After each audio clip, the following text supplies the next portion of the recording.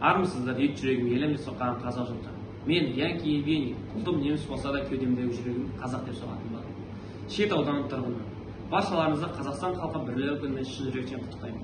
Сіздерге зор денсаулық, мол бақыт, отбасыларыңызға құт береке табыс тілеймін.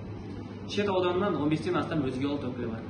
Бәріміз бір шаңырақтың астында тату-тәтті ғұмыр кешіп жатырмыз. Осы жылы Қасым Аманжоловтың 110 жылдығы. Сонымен қатар Қасым Аманжоловтың бір өлеңін оқып берейін. Күлемін де жылаймын. Күлемін де жылаймын. Жылаймын да күлемін.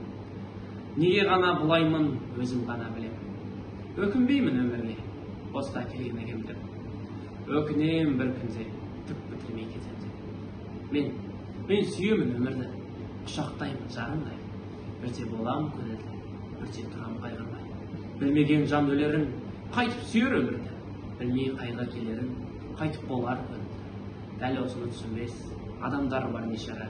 Іші қуыс сырт емес, тас бауырлы бишара.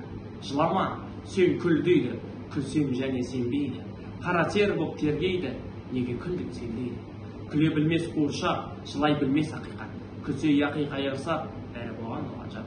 Орыс орнының ойынша бауырғымен күн өтсін. Бар арманы тойынса, құлқын үшін түн өтсін. Бас көтерсек төсектен, өз үйіне сыймайды.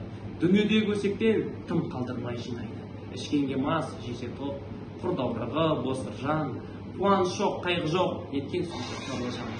Осындай дос көргенде қайтып қана шыдарсың. Ойлап келгенде күлерсің де жыларсың. Назар салып тыңдағандарыңызға көп рахмет.